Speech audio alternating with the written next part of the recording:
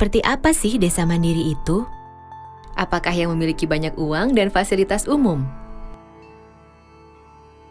Seharusnya desa mandiri itu adalah desa yang bisa memenuhi kebutuhan akan sarana prasarana dasar dan bisa mensejahterakan masyarakatnya.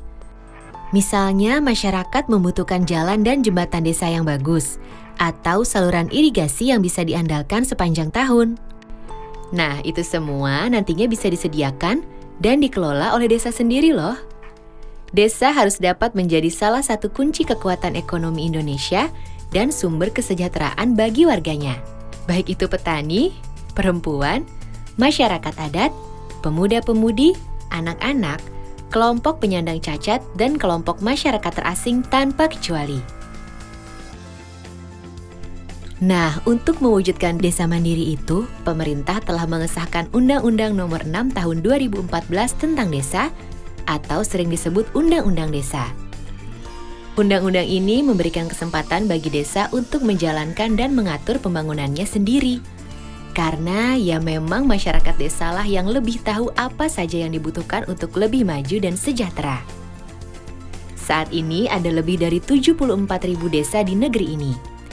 Jadi bayangkan seperti apa pengaruhnya bagi perekonomian Indonesia jika semua desa tersebut bisa menjadi desa yang maju dan sejahtera. Karena itu, pembangunan desa menjadi bagian penting dalam Undang-Undang Desa. Untuk itu, semua program pembangunan desa harus direncanakan oleh pemerintah desa bersama-sama dengan Badan Permusyawaratan Desa atau BPD dan masyarakat desa. Program-program ini harus dimusyawarahkan agar sesuai dengan kebutuhan masyarakat. Baik itu peningkatan kualitas pelayanan dasar, sarana prasarana dasar, ekonomi desa, dan pemberdayaan masyarakat desa. Semuanya menjadi rencana pembangunan jangka menengah desa atau RPJM desa untuk 6 tahun ke depan yang dituangkan dalam Rencana Kerja Pemerintah Desa atau RKP Desa Tahunan. Jadi setiap tahun harus dilakukan beberapa kali musyawarah desa untuk mempertajam dan menyepakati rencana kerja dan anggaran desa tahunan. Semua kegiatan tingkat desa harus dapat direncanakan, dilaksanakan, dan diawasi oleh masyarakat desa sendiri. Termasuk juga setiap ada permasalahan atau kebijakan yang menyangkut kepentingan masyarakat desa harus dimusyawarahkan dulu. Dengan Undang-Undang Desa, desa diberikan kepercayaan penuh untuk mengelola anggaran desa sendiri. Dananya cukup besar loh, sesuai luas, jumlah penduduk, dan tingkat kemiskinan per desa. Sedikitnya 70% dari anggaran pendapatan dan belanja desa atau APB desa harus dimanfaatkan untuk pembangunan. Sedang untuk gaji dan operasional perangkat desa tidak boleh lebih dari 30%. Untuk itu, setiap desa harus bisa membuat dan mengelola rencana APB desa secara transparan dan dapat dipertanggungjawabkan. Pemerintah desa harus menjalankan sistem informasi desa, termasuk laporan keuangan desa yang bisa dilihat dan dipantau oleh siapa saja. Sistem ini juga berguna untuk memberikan saluran bagi masyarakat untuk menyampaikan keluhan yang ditemukan dan perkembangan penyelesaian masalah. Selain itu, Undang-Undang Desa juga membuka kesempatan bagi masyarakat desa untuk mengelola sendiri seluruh aset yang ada di desa. Kemudian, untuk meningkatkan pendapatan desa, desa dapat mendirikan badan usaha milik desa atau disebut BUM desa. Melalui BUM desa, masyarakat desa dapat meningkatkan sendiri kehidupan perekonomian perdesaan dan memanfaatkan hasilnya untuk kesejahteraan bersama.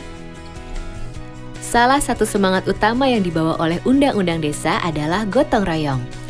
Bukan hanya antara masyarakat yang berada di satu desa saja, tapi juga dengan masyarakat yang ada di desa-desa tetangga.